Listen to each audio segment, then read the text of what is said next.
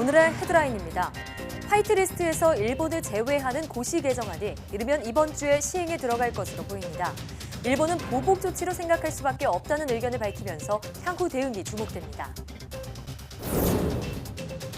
라돈 침대에 이어 이번엔 여성 속옷과 소파에서도 기준치가 넘는 라돈이 검출됐습니다. 원자력안전위원회는 한국수맥교육연구협회 등 8개 업체에서 제조 수입한 가공 제품이 안전 기준을 초과해 수거 명령을 내렸다고 밝혔습니다. 혜성은 태양 주위를 타원이나 포물선 궤도로 도는 작은 전체로 긴 꼬리가 특징인데요. 수십 년 주기의 헨리 혜성과 달리 공전 주기가 5년 정도로 짧은 혜성도 있어 일반인들도 혜성 사진을 찍거나 즐길 수 있다고 합니다. 오늘 별별 이야기에서 혜성에 대해 자세히 알아봅니다. 가을철 선선해진 날씨에 야외 활동하시는 분들 많은데 특히 말벌을 조심해야 합니다. 8월에서 9월은 말벌의 산란기라 공격성이 강해지고 벌쏘임 사고도 평소보다 3배 이상 많아지는데요.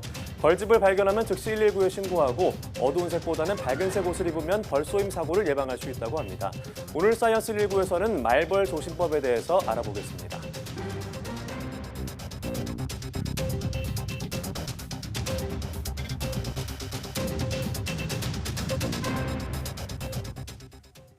여러분 안녕하십니까? 사이언스 투데이입니다. 우리나라의 수출심사 우대국 명단인 화이트리스트에서 일본을 제외하는 고시 개정안이 이르면 이번 주에 시행에 들어갈 것으로 보입니다. 일본은 보복 조치라는 의견을 밝힌 상태여서 향후 대응이 주목됩니다. 보도에 홍선기 기자입니다. 일본을 우리나라 화이트리스트에서 제외하는 전략물자 수출입 고시 개정안 발효가 마무리 단계에 접어들었습니다.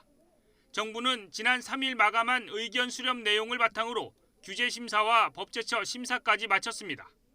이제 관보에 게재하는 절차만 남아 이번 주 시행이 유력해 보입니다. 개정안은 현행 가지역을 가해 1과 가해 2 지역으로 세분화하고 기존 가지역 국가 가운데 일본만 가해 2 지역에 포함합니다. 국제 수출 통제 원칙에 맞지 않게 수출 통제 제도를 운영하는 국가가 포함될 것입니다. 근본 고시 개정안에는 일본이 가해 2 지역으로 분류됩니다. 가해 2 지역 국가에 대해서는 원칙적으로 나지역 수준의 수출 통제가 적용됩니다. 이와 관련해 일본 경제산업성은 개정안 근거 등에 대한 명확한 답변이 없다면 보복 조치로 생각할 수밖에 없다는 의견을 보내왔습니다. 그러면서 고시 개정 사유 등에 대한 설명을 요구했습니다. 산업통상자원부는 이에 대해 수출 관리를 강화할 수 있도록 제도를 개선한 것이라며 일본의 주장을 반박했습니다. 이번 주 고시 개정안 발효가 유력해지면서 일본이 어떤 대응을 내놓을지에 정부와 기업들의 관심이 쏠리고 있습니다. YTN 홍선기입니다. 국회 예산결산특별위원회 산하 일본 무역분쟁 소위원회는 16일 첫 회의를 열고 일본의 수출 규제에 대한 우리 정부의 대응과 예산 편성 상황을 점검합니다. 소위는 첫 회의에서 과학기술정보통신부와 산업통상자원부, 중소벤처기업부의 현안 보고를 진행합니다. 특히 일본의 수출 규제에 대응하는 우리 정부의 대책과 내년 예산안 반영 방향 등에 대해 논의할 것으로 보입니다. 이 밖에 국회 외교통일위원회 전체 회의에서는 일본의 수출 규제 대응과 대북 정책 등을 놓고 여야 의원들의 질의가 잇따를 전망입니다. 지난해 대진 침대로 인해 시작된 라돈 공포가 여전히 사라지지 않고 있습니다. 이번에는 침구류에 이어 속옷과 소파 등에서도 기준치 이상의 라돈이 검출돼 원안위가 수거 명령을 내렸습니다. 이동은 기자입니다. 수거 명령이 내려진 제품은 침구류를 비롯해 여성 속옷과 소파 등 모두 8종입니다. 소파에서는 이번에 처음으로 기준치 이상의 라돈이 나온 건데 버즈가 지난 2017년부터 올해 7월까지 판매한 보스팀 모델입니다. 검출된 방사선 피폭설량은 1.8mS로 표면 7cm 높이에서 매일 10시간씩 썼을 때 기준치인 1mS를 넘는 수치입니다. 여성 속옷도 그동안 기준치를 초과한 적이 없었지만 DDM이 판매한 제품의 경우 전신을 감싸는 형태로 호흡기에 가까워 문제가 됐습니다. 이 밖에도 한국수맥교육연구협회가 지난 5월까지 판매한 황토 패드에서는 방사선 피폭설량이 기준치의 최대 29배를 넘는 것으로 나타났고 네가보 메디텍과 강실장 컴퍼니의 전기 매트에서도 기준치를 넘는 방사선량이 검출됐습니다. 또 HBS 라이프의 베개 한 종과 누가 헬스케어가 판매한 겨울 이불, 어싱 플러스의 매트도 안전 기준을 초과해 수거 명령이 내려졌습니다. 특히 이번에 확인된 제품들은 소비자가 직접 신청한 라돈 측정 서비스를 통해 결함 사실이 발견됐습니다. 이렇게 소규모로 판매한 제품들 같은 경우는 이제 직접적인 조사를 통해서 확인하기는 쉽지가 않죠. 소비자들이 갖고 있는 제품도 굉장히 소량이기 때문에 아마 이런 제품들 갖고 있는 소비자분들이 저희한테 제보를 주셔야 이런 제품들은 확인이 가능하죠. 원안위는 해당 업체들이 제품을 빠르게 수거해 처리하도록 관리 감독할 예정이며 계속해서 소비자의 제보를 받아 라돈 검출 제품을 확인할 것이라고 밝혔습니다. YTN-사이언스 이동훈입니다. 239만 원이 넘는 초고가에도 초기 물량이 완판된 갤럭시 폴드를 사기 위해서 웃돈까지 얹어 거래하는 진풍경이 벌어지고 있습니다. 폴더블 폰에 대한 뜨거운 반응 속에 조만간 중국 업체들도 잇따라 제품을 내놓을 예정이어서 그 경쟁은 더 달아오를 것으로 보입니다. 최아영 기자입니다. 한 중국 거래 사이트, 삼성전자에 접었다 펴는 스마트폰인 갤럭시 폴드를 사고 판다는 글이 줄을 잇습니다. 239만 8천 원이라는 역대 초고가에도 웃돈까지 얹어 290만 원, 300만 원에 거래되기도 합니다. 2,000에서 3,000대 초기 물량이 출시 10여 분 만에 모두 동나면서 이런 진풍경이 벌어진 겁니다. 이렇게 반응이 뜨거운 갤럭시 폴드를 직접 만지고 살펴봤습니다. 디스플레이가 접히는 부분에 주름이 남는 것은 아쉽지만 결함 논란 부분은 상당히 보완됐습니다. 힌지 보호캡이 새롭게 들어갔고 이 힌지 보호캡의 역할은 이제 힌지와 이제 화면 보호막 사이에 이물질이 들어가는 것을 막아주는 역할을 합니다. 삼성전자가 쓴 서막을 시작으로 앞으로 폴더블폰 수요는 크게 성장할 것으로 전망됩니다. 화웨이는 다음 달 안쪽이 아닌 바깥으로 접히는 폴더블폰을 내놓을 예정이고 샤오미 등 다른 중국 업체들도 시장에 뛰어들 준비를 하고 있습니다. 이런 상황에서 우려되는 건 2달이 넘어선 일본의 수출 규제 조치입니다. 갤럭시 폴드의 핵심 소재이자 디스플레이를 보호하는 투명 폴리이미드가 수출 규제 3개 품목 가운데 하나이기 때문입니다. 폴리이미드 국산화가 어느 정도까지가 진척이 된 상태이고 그다음에 조달 방안이라든가 이런 것들도 어느 정도 대응책이 세워져 있는 상태라서 폴리이미드 조달에는 이제 큰 무리가 없을 것으로 판단이 되고 있습니다. 그런 만큼 일본의 수출 규제로 앞선 기술력이 발목 잡히지 않도록 소재의 국산화 등에도 박차를 가하고 있습니다. YTN 최아영입니다. 반세기 전 달에 우주인을 보낸 미국은 오는 2024년 자국 우주인을 다시 달에 보낼 계획입니다. 미국뿐만 아니라 중국과 일본 등 우주 강국 등은 앞다퉈 달 탐사에 나서고 있는데요. 하지만 한국의 경우 예정됐던 달 궤도선 발사 일정이 애초보다 늦춰지는 등 달 탐사 계획에 차질을 빚고 있습니다. 이성규 기자입니다. 50년 전 인류 최초로 달에 우주인을 보낸 미국. 미국은 반세기 만에 우주인을 다시 달에 보내는 아르테미스 달 탐사 계획을 공식화했습니다. That at the direction of the President of the United States, it is the stated policy of this administration and the United States of America to return American astronauts to the moon within the next 5 years. 오는 2024년 착륙 예정인 이번 달 탐사는 달에 우주인이 거주할 수 있는 기지 건설을 목표로 하고 있습니다. 올해 초 사상 처음으로 달의 뒷면에 착륙선 창어 4호를 보낸 중국. 중국은 올해 말 창어 5호를 보내 달에서 시료를 채취해 지구로 가져올 계획입니다. 지난 1990년 아시아 최초로 달에 궤도선을 쏘아올린 일본. 일본은 오는 2020년에 무인 달 착륙선을 2030년대에는 우주인을 달에 보낼 계획입니다. 한국은 애초 내년 말 달에 궤도선을 보낼 계획이었지만 기술적인 문제로 2022년으로 연기됐습니다. 이에 따라 우주개발 후발주자인 한국이 달 탐사 경쟁에서 뒤처지는 것 아니냐는 우려의 목소리가 나오고 있습니다. 나사랑 협력하는 데 있어서 그 나사 카메라를 싣고 간다고 얘기를 해서 굉장히 국제협력이 잘 되는 그런 상태였는데 만약에 이게 2022년 7월 또 2년을 늦게 한다 그러면 그런 협력들이 무산될 가능성도 굉장히 높습니다. 오는 2022년 7월로 19개월 발사가 연기된 달 궤도선에는 나사의 음영지역 촬영 카메라 등 6개의 장비가 탑재됩니다. YTN 사이언스 이성규입니다. 자율주행차나 VR과 같은 차세대 기술의 핵심은 3차원 영상 정보를 정확하게 확보하는 건데요. 국내 연구진이 3차원 영상에서 생겨나는 왜곡을 줄일 수 있는 기술을 개발했습니다. 이혜리 기자의 보도입니다. 운전자의 조작 없이도 스스로 도로 위를 달리는 자율주행차. 자율주행차는 도로 위 장애물이나 사물과의 거리를 정확하게 인식해야 하는데 이때 3차원으로 공간을 스캔하는 기술이 필요합니다. 3차원 공간 스캔에는 레이저를 사물에 쏴 반사돼 돌아오는 시간을 계산해 사물의 거리를 측정하는 라이다라는 장비를 주로 사용합니다.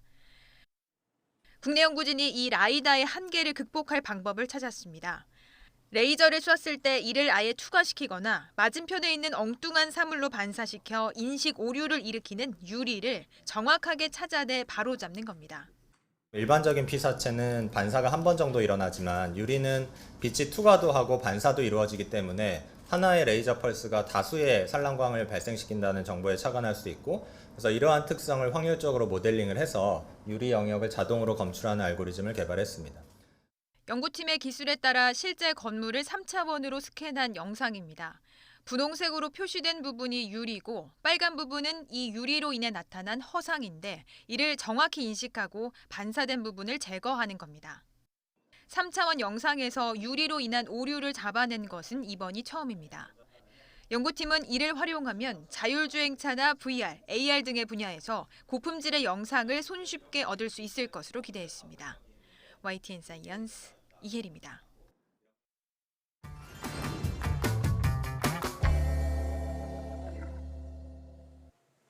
어느 날 갑자기 긴 꼬리를 들이우고 나타나는 혜성은 오랫동안 전쟁이나 기근, 역병과 같은 재앙의 전조로 여겨졌습니다.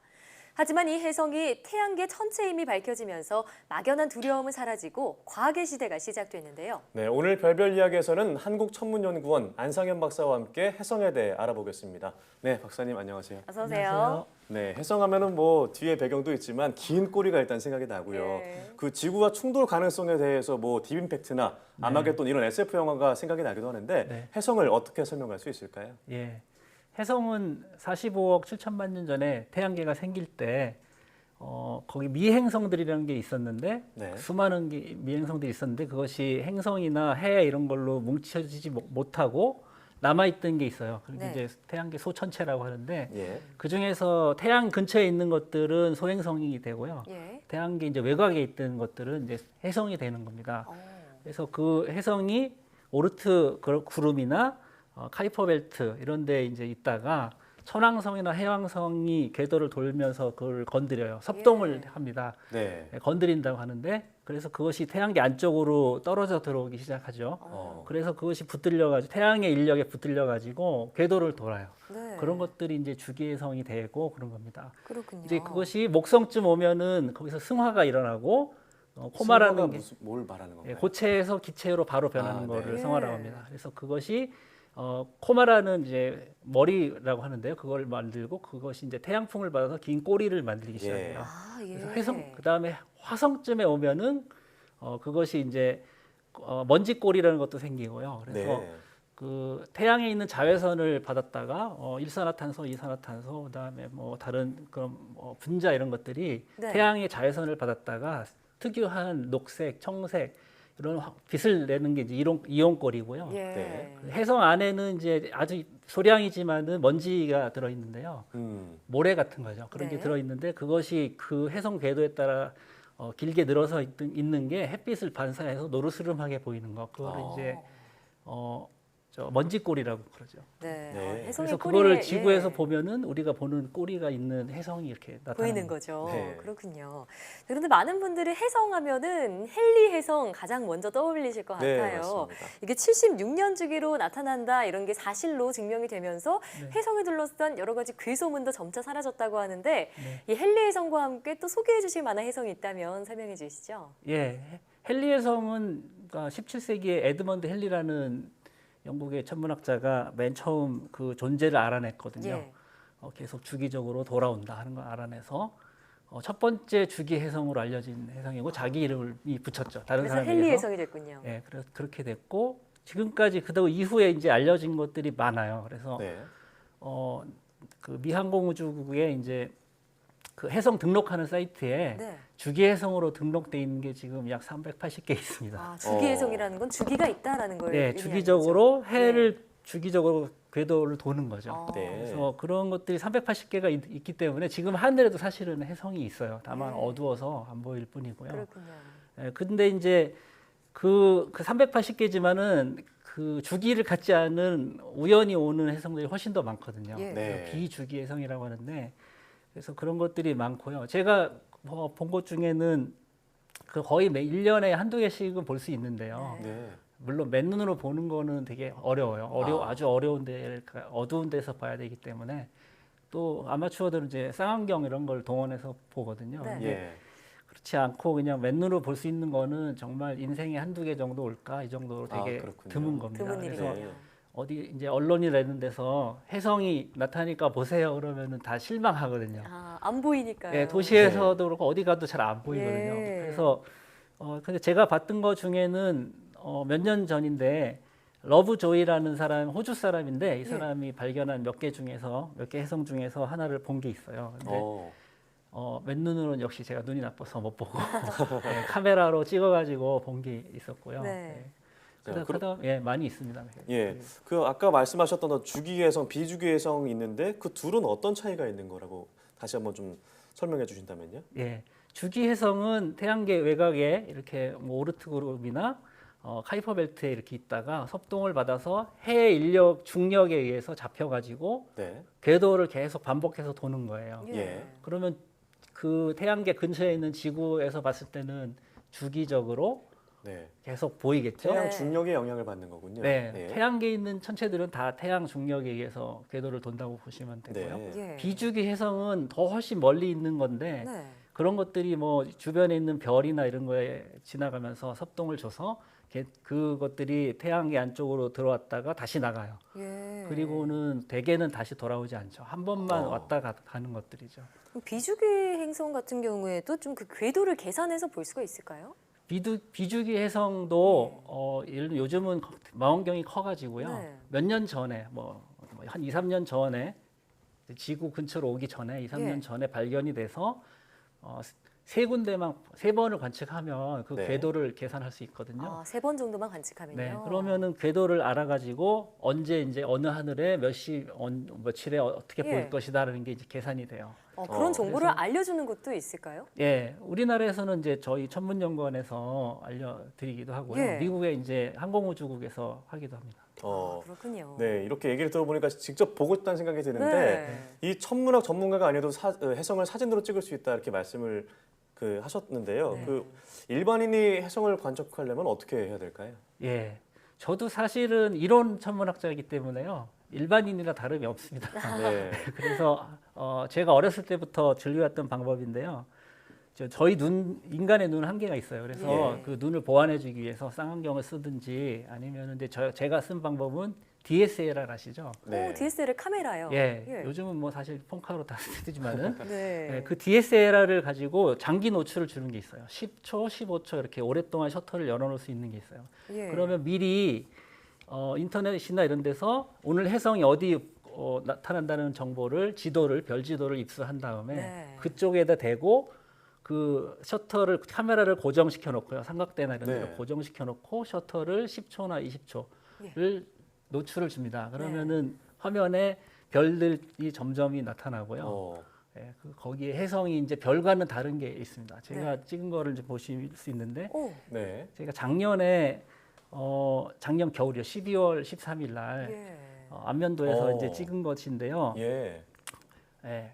거기 하얀 점이 3개가 이렇게 있고 다른 몇 개 점도 있지만 밝은 점이 보여요. 밝혀 있고요. 예. 그게 별이고요. 예. 그 중간쯤에 좀 뿌옇게 솜털처럼 이렇게 별하고는 다르게 좀 퍼진 것처럼 빨간 보이는 원 게 안에 있어요. 있는 거 말씀하시는 거죠? 예, 그렇습니다. 예. 잘 저렇게 사진기로 찍어도 잘 저 정도로 나옵니다. 저게 바로 해성인가요? 네. 저 별하고 다른 거를 딱 알 수가 있어요. 네, 확실히 생김새는 다르네요. 예. 꼬리는 없지만요. 예, 그러면 네. 뭐 저기를 더 노출을 더 준다거나 예. 네. 또 감도를 높인다거나 해서 다시 찍어보고 네. 그렇게 합니다. 근데 그렇군요. 더 이제 관심이 있으신 분들은 망원경을 가지고 추적을 하면서 훨씬 더 오랫동안 노출을 줘요. 그러면은 우리가 인터넷이나 네. 책이나 이런 데서 보는 멋진 해성 사진들이 나옵니다. 그럼 네. 그럼 좀 더 잘 보이는 좀 해성 사진 같은 게 없었을까요? 예, 그죠. 저 같은 날 우연히 그 제 지인인데요, 두경택 아마추어 전문가 두경택 씨가 네. 같은 날 찍으셨더라고요, 사진을. 아, 그래요? 예, 그래서 노출을 좀 더 줬더니 저렇게 이제 보이는데 왼쪽에 별이 좀 많이 보이는 거 있죠. 네, 많이 박혀 있는 어디 거예요. 있을까요, 혜성이? 예, 찾아보시죠.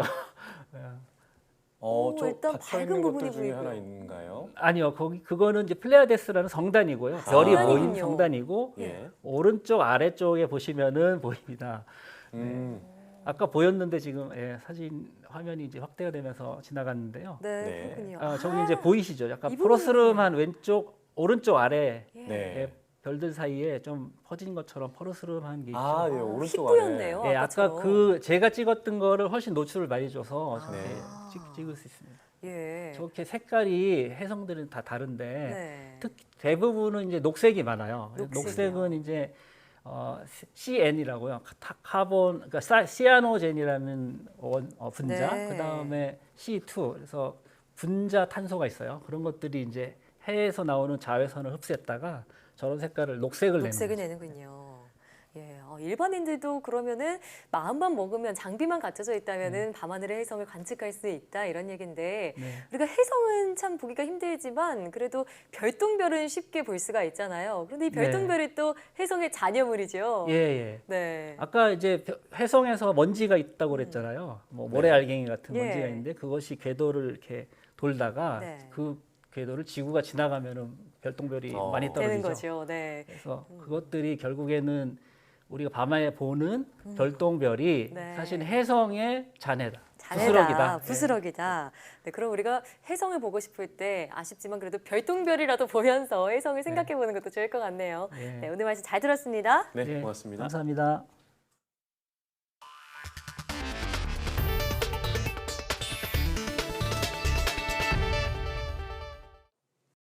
치매 증상이 나타나기 전에도 혈액 검사로 치매 발병 여부를 알아볼 수 있는 진단 기술이 개발되었습니다. 경상대 연구팀은 치매가 나타나면 혈액 속에서 많이 발견되는 특정 물질들을 찾아내는 진단 키트를 개발했다고 밝혔습니다. 연구팀은 키트에 한 방울 정도의 혈액을 떨어뜨리면 혈액 속에 있는 특정 물질과 키트 속의 물질이 만나 색이 변하게 된다고 설명했습니다. 현재 키트 관련 기술은 민간 기업에 이전돼 연말 제품화를 목표로 임상 시험이 진행 중입니다. 앞서 연구팀은 치매를 앓는 쥐에서 유독 많이 발견되는 물질 21종을 선별하고 이를 검출할 수 있는 기술을 개발해 왔습니다. 세포 속의 노폐물 청소를 돕는 단백질의 구조가 밝혀졌습니다. 광주과학기술원은 세포 속의 노폐물을 분해하는 작용인 자가포식에 관여하는 단백질의 결합 과정을 규명했다고 밝혔습니다. 연구팀은 이 단백질이 어떤 단백질과 결합하느냐에 따라 노폐물을 분해하는 유형이 달라지는 것을 확인했습니다. 이어 이번 연구 결과가 파킨슨병이나 치매 등 자가포식 관련 질환의 치료법을 찾는 데 도움이 될 것으로 기대했습니다. 대웅제약과 메디톡스의 보톡스 균주 도용 분쟁이 수년간 이어지고 있는데요. 그 배경에는 보톡스 시장이 미용을 넘어 치료 분야로 확장할 것이라는 기대감도 작용하고 있습니다. 보도에 김승재 기자입니다. 흔히 보톡스로 불리는 보툴리눔 톡신은 클로스트리디움 보툴리눔이라는 세균에서 정제한 독소입니다. 보툴리눔 독소는 극소량만으로도 대량 살상이 가능한 치명적 물질이면서 동시에 치료와 미용 효과가 뛰어나 기적의 약으로도 불립니다. 특히 보톡스로 치료 가능한 질병이 계속 늘고 있어 세계 의학계가 주목하고 있습니다. 오는 2021년 세계 보톡스 시장 규모는 연간 약 59억 달러, 7조 원 규모로 추산됩니다. 미국의 대형 제약업체 에브비가 올해 세계 1위 보톡스 업체 엘러간을 630억 달러, 약 75조 원에 인수한 것도 이런 이유 때문입니다. 상당히 많은 분야에서 보툴리눔 독소가 그 질환을 개선하거나 안 좋은 상태를 극복해 주는 데 도움이 된다는 것이 알려지고 있기 때문에 거의 뭐 만병통치약 수준으로 보툴리눔 독소의 그 적응증이 확대되어 가고 있는 추세라. 현재 전 세계 보톡스 시장은 치료와 미용 목적이 절반 정도씩 차지하고 있습니다. 반면 우리나라와 중국 등 보톡스 신흥 시장에서는 대부분 미용 목적으로 사용되고 치료제는 전체 시장의 10%에 불과합니다. 그러나 최근 우리나라에서도 보톡스가 황금알을 낳는 치료제로 여겨지면서 업체들이 앞다퉈 보톡스 개발에 뛰어들면서 과열 양상까지 보이고 있습니다. 국내에서는 벌써 10여 개 업체들이 이제 개발을 했거나 개발을 하겠다고 선언을 한 상태이기 때문에 굉장히 좀 과열된 양상이라고 생각이 되죠. 제약업계에서는 보톡스의 숨겨진 효능이 계속 개발되면서 보톡스 시장이 대거 확장될 것이라는 희망적인 전망을 내놓고 있습니다. YTN 김승재입니다.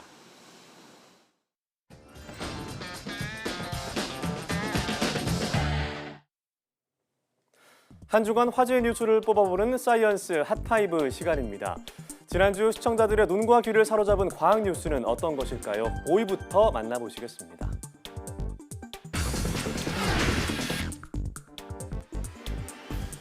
조선의 자동물시계 흠경가 공루가 581년 만에 복원됐다는 소식이 이번 주 5위를 차지했습니다.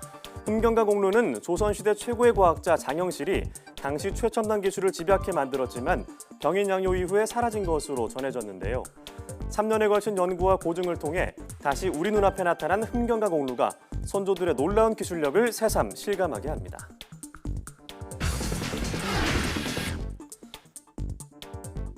후쿠시마 원전의 방사능 오염수 처리 문제를 놓고 우리나라를 비롯한 전 세계의 우려가 커지고 있죠.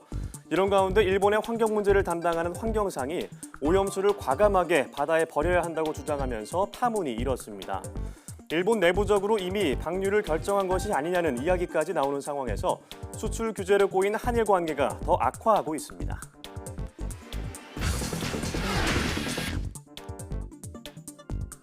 동양인이 서양인보다 치매에 더 잘 걸리는 이유가 국내 연구진에 의해 밝혀졌다는 소식이 이번 주 3위입니다.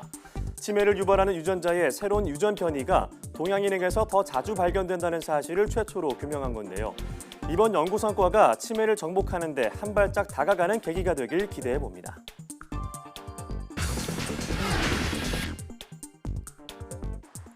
추석 연휴 귀성 귀경길에 눈살을 찌푸리게 하는 것이 바로 얌체 운전이죠.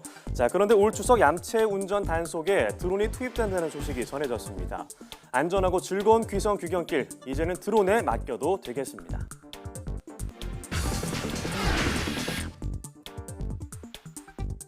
열심히 운동을 해도 이상하게 살이 찐다면 이 질병을 의심해 볼 수 있겠습니다. 이번 주 시청자들의 눈과 귀를 가장 많이 사로잡은 소식 1위, 쿠싱 증후군과 관련된 이야기인데요. 쿠싱 증후군의 원인으로는 자가 면역 질환에서 많이 쓰이는 스테로이드가 가장 흔하다고 하니까요. 치료를 위해 스테로이드제를 복용하시는 분들은 주의 깊게 증상을 관찰하시는 게 좋겠습니다. 지금까지 사이언스 핫5였습니다.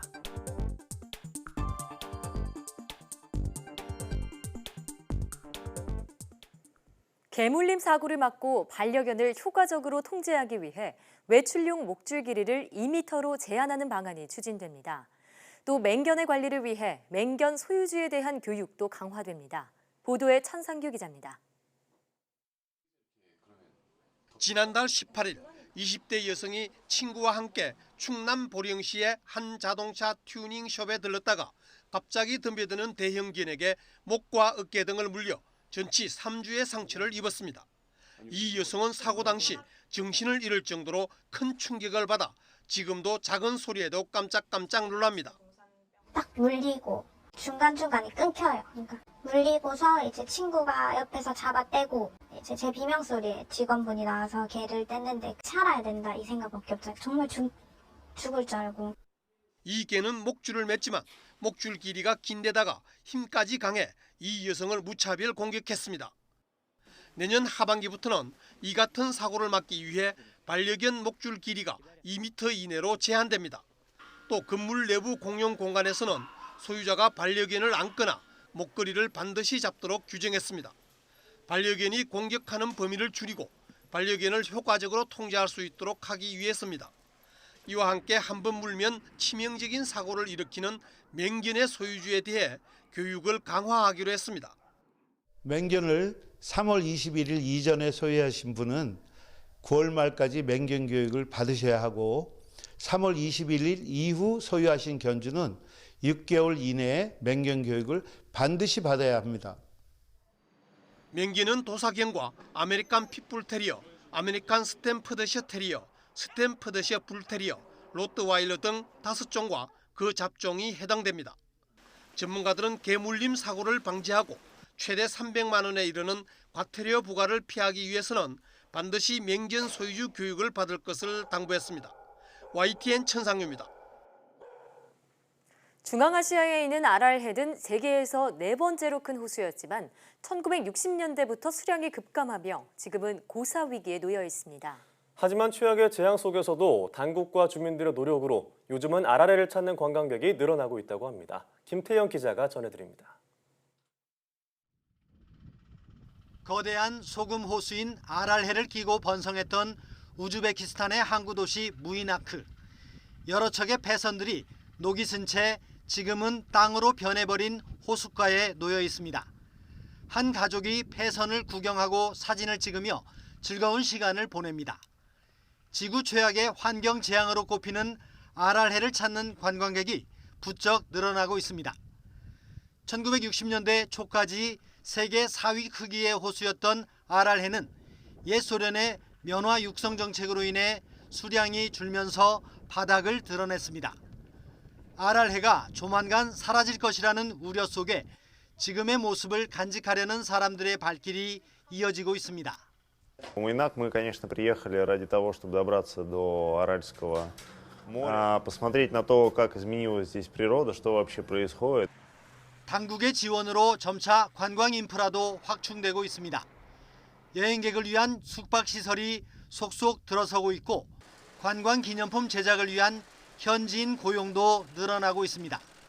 мәселен етіп айтатын болсақ, біздердің жұмысымызда сондай қарақалпақ милли нақыслары қойылған сүмкелер, кашалоклар, тақиялар тігеміз.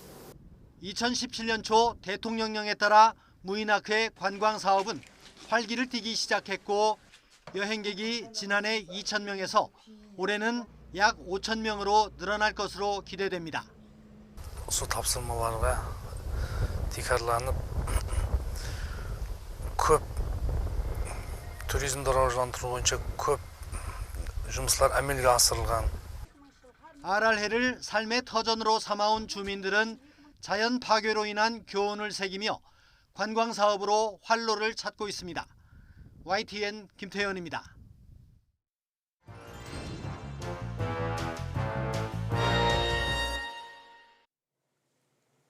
네, 이제 선선해진 날씨에 야외 활동하시는 분들 많으실 텐데요. 이런 날엔 벌 쏘임 사고를 조심하셔야 합니다. 네, 오늘 사이언스 119에서는 벌 중에서도 특히 도심에도 많이 출몰하는 말벌 대처법과 응급처치법에 대해 알아보겠습니다. 종로소방서 소방행정과 홍보교육팀 안전교육 담당 김건희 소방관과 함께하겠습니다. 네, 안녕하세요. 어서 오세요. 네, 벌 쏘임 사고의 80% 이상이 7월에서 9월에 많이 발생한다고 들었습니다. 왜 이 시기에 많이 발생하는 것이고 수치는 어느 정도인가요? 네, 온도가 높고 습도가 적은 계절에 말벌의 활동이 가장 활발해지는데요. 네. 기온이 상승하는 7월부터 벌집 내 일벌 개체수가 증가하고 8월에서 9월엔 산란기로 공격성이 많이 강해집니다. 말벌집 제거 출동은 연간 14만 7천여 건으로 2년 연속 가장 많은 119 구조대 출동 요인입니다. 연도별 통계를 보면 2014년 11만 7,534건, 2015년 12만 8,444건, 2016년 17만 8,603건, 2017년 15만 8,588건, 2018년 14만 7,003건으로 집계되고 있습니다. 그러면서 벌쏘임 사고도 덩달아 증가하는데요. 지난 2년 동안 벌쏘임 관련 119 구급 활동을 분석한 결과 이송 환자는 총 13,670명으로 이송되었습니다. 벌쏘임 환자는 7월부터 급증하기 시작해 벌초나 제초 작업, 성묘동의 활동이 증가하는 9월에 평균 이송 환자가 2,172명으로 전체 월 평균의 3배가 넘었습니다. 네. 자, 이렇게 벌의 개체 수가 증가하고 있고 또 벌이 산란기라 예민하고 또 공격성이 강한 시기인 만큼 이 벌에 의한 그 사고도 늘어나고 있고요. 그래서 벌집을 제거하기 위해 출동하는 횟수도 좀 늘어날 것 같은데 말벌집을 제거할 때 소방관 분들이 어떻게 제거하는지가 늘 궁금했었거든요. 네. 어떤 식으로 제거를 하시나요? 네, 말벌집 제거 출동 시에는 말벌 보호복을 입고 최대 약 3m 정도의 원거리에도 벌집 제거 가능한 스크래퍼나 말벌 제거 스프레이를 통해 안전하게 제거합니다. 가끔 술을 담그겠다고 벌집을 달라는 민원도 있지만 네. 전량 폐기하고 있습니다. 또한 벌집은 압착해 일반 쓰레기에 담아 처리해야 환경 오염도 줄일 수 있습니다. 네, 뭐 일반 벌도 있지만 사실 말벌이 참 독성을 갖고 있기 때문에 한번 몰렸을 때 사망에까지 이를 수 있잖아요. 그래서 더 무서운데요. 자, 어떤 사고 사례가 있었나요? 네. 2017년 9월에는 북한산 진강 계곡 산행 중에서 벌에 쏘인 50대 여성이 호흡곤란 등 아나필락시스 쇼크 증상을 일으켜서 소방 헬기로 병원에 긴급 이송한 적이 있습니다. 그리고 최근 서울에서는 인왕산 등산객 벌쏘임 사고가 있었는데요. 50대 남성이 벌에 쏘이는 호흡곤란 증상을 호소한다는 신고 접수가 되었고 연희 119 안전센터 특별구급대가 출동했습니다. 구급대는 출동 차량 안에서 아나필락시스에 대비하기 위해서 에피펜 및 각종 응급처치 장비를 준비했습니다. 환자분은 1시간 전 좌측 약지 손가락에 2번 벌에 쏘였고 증상이 없으시다가 신고 직전부터 전신이 간지럽고 얼굴에 발적이 생기더니 호흡곤란을 호소하셨습니다. 혈압은 80까지 떨어진 상태로 점차 호흡도 약화되고 에피펜 투여 후 비제호흡 마스크로 산소 투여 등 시도에 점차 호전되었고 혈압도 안정된 상태로 병원 의료진에게 인계해드렸습니다. 그렇군요. 그러나 지난 8월 충남 금산에서 일가족 3명의 벌쏘임 사고가 있었는데요. 벌에 쏘인 뒤 2명은 큰 이상이 없었지만 1명은 호흡곤란을 호소하여 구급대가 병원으로 이송했지만 안타깝게도 목숨을 잃으셨습니다. 이처럼 말벌에 쏘여서 사망하는 일도 있는데 자, 그런데 말씀해주신 아나필락시스 쇼크 이건 어떤 건가요? 네. 아나필락시스 쇼크란 일종의 자가 면역 질환으로 급성 알레르기 반응의 일종입니다. 이전에 한번 노출된 경험이 있는 벌독이 우리 몸에 들어오면 우리 몸에서 항원을 감시하는 세포들이 과민하게 반응하는데요. 이때 우리 몸에서 백혈구와 함께 벌독에 대응하는 과정에서 효율성을 높이고자 히스타민 등의 화학물질을 분비합니다. 히스타민은 모세혈관 확장이나 기관지 수축, 피부 발진, 콧물 등의 부작용을 발생시킵니다. 정상적인 면역 반응이지만 항체가 과대하게 생기면 쇼크를 일으킬 수 있기 때문에 기관지 수축이 강하게 일어나면 호흡곤란이 생길 수 있고 모세혈관 확장이 과하면 혈압도 내려가서 심장마비 또한 일으킬 수 있습니다. 벌에 쏘이는 환자의 몸에 두드러기가 많이 발생하고 의식이 떨어지게 되면 당황하기 쉽습니다. 119에 신고하고 기다리면서 보호자가 있다면 환자를 그늘진 곳으로 옮기고 어지럽거나 두통이 올 때에는 다리를 위로 올려주는 자세를 취해줍니다. 이렇게만 해도 혈압이 급격히 떨어지는 것을 어느 정도 예방할 수 있습니다. 그럼 이 실제로 말벌에 의해서 사망하는 사고가 1년에 얼마나 되나요? 네, 우리나라 소방청 통계를 보면은 매년 10명에서 20명 정도가 벌쏘임 사고로 사망하고 있으며 2017년에는 12명이 벌에 쏘여 사망했습니다. 또 미국 질병통제예방센터에 따르면 60명에서 70명 매년 이렇게 벌에 쏘이는 급성 알레르기 반응으로 사망한다고 보고되고 있습니다. 네, 그렇군요. 자, 근데 말벌은 그 치매 구조가 또 꿀벌과는 다르다고 하는데 어떤 구조로 돼 있나요? 네, 일반적으로 꿀벌에 쏘이는 것과 말벌에 쏘이는 것은 비교적 유사하지만 한 가지 큰 차이점이 있습니다. 꿀벌의 경우 배끝 부분에 갈고리 모양의 독침이 있는데 이 독침은 적과 싸움할 때 사용하게 됩니다. 사람에게 쏘면 피부에 박힌 침이 잘 빠지지 않고 침과 연결된 내부 기관이 빠지기 때문에 꿀벌이 죽게 됩니다. 즉 꿀벌의 침이 꿀벌의 몸에서 빠져나가서 공격 대상 몸에 꽂히는 거죠. 하지만 말벌의 경우는 침이 몸에서 빠져나가지 않기 때문에 연속적으로 공격을 할 수 있기 때문에 꿀벌에 쏘일 때보다 증상이 더 심한 경우가 많습니다. 그럼 벌에 쏘였을 때는 어떻게 응급처치를 해야 될까요? 네. 지금 대부분 벌에 쏘인 경우에는 국소적인 부위가 붓거나 통증이 발생하는 경우로 큰 문제 되는 경우가 많지는 않습니다. 하지만 상처 부위를 깨끗이 씻은 후 얼음 찜질을 해서 부종과 통증을 경감시키는 것이 가장 좋습니다. 이때 얼음만으로 찜질하시는 게 아니라 비닐팩이나 주머니에 얼음과 물을 같이 넣어서 찜질팩을 만드신 다음에 찜질을 하셔야 합니다. 그리고 가능한 한 빨리 벌침을 제거하는 것이 좋습니다. 벌침에 나온 독주머니가 계속해서 독을 내뿜을 수 있기 때문에 벌침을 제거하면 독소가 퍼지는 것을 막을 수 있습니다. 꿀벌에 쏘인 경우 벌침이 피부에 박히는 경우가 많아 신용카드와 같이 끝이 묻은 물건을 사용하여 벌 쏘인 부위 전체를 부드럽게 긁어내는 것이 가장 좋은 방법입니다. 단 너무 세게 긁거나 누르는 경우, 또한 손으로 쥐어짜는 경우 집게 등으로 벌침을 제거하는 행동은 오히려 독주머니를 터뜨리게 되어 증상을 악화시킬 수 있기 때문에 조심해야 합니다. 반면 말벌에 쏘인 경우에는 벌침이 말벌의 몸에서 빠져나가는 경우가 거의 없기 때문에 깨끗한 물로 세척한 후에 119나 의료기관 등을 방문해야 하는데요. 항히스타민제를 경구 투여하거나 항생제가 포함된 스테로이드 크림 등을 바르면 감염 등을 가려움과 예방할 수 있습니다. 네. 대부분의 경우 이 정도 처치만으로도 위급상은 피할 수 있습니다. 그렇군요. 또 이 상처 부위를 임의로 만져서 감염되는 일이 없도록 해야 할 것 같고요. 벌쏘임 사고 예방하는 게 가장 중요하겠죠. 어떤 방법들이 있을까요? 네, 집 근처 등에서 벌집을 발견하게 되시면 직접 제거하지 마시고 119에 신고하는 것이 좋습니다. 주변에 벌이 살고 있는지 주위에서 살펴보시고 관목이 우거져 있거나 풀이 너무 자라서 살피기 어려울 때에는 적당히 떨어진 곳에서 흙을 뿌려 날아오는지 벌을 확인해야 합니다. 벌집을 건드렸을 때에는 엎드리지 말고 그 자리를 20m나 30m 이상 신속히 대피해야 합니다. 향수나 헤어스프레이 등 향기가 강한 제품은 벌들을 자극할 수 있기 때문에 공격의 대상이 되기 때문에 피하는 것이 좋고요. 모자나 장갑, 긴 상의, 하의 착용하시고 검은색이나 갈색 등 어두운 색의 강한 공격성을 보이므로 밝은색 계열의 옷을 입으시는 게 좋습니다. 네, 오늘 말씀을 참 잘 이해를 하고 나서 나중에 벌을 만났을 때는 쉽진 않겠지만 침착하게 대처하는 것이 가장 중요하겠다라는 생각이 듭니다. 네, 오늘 말씀 고맙습니다. 잘 들었습니다. 감사합니다.